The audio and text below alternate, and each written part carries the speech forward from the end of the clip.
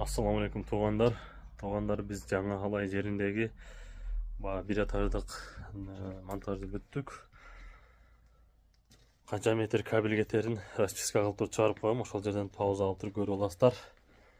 Біз қызматтабыз. Қолдар ретіне лайктан басып, қатталып кетіңіздер. Көрішкенше достар.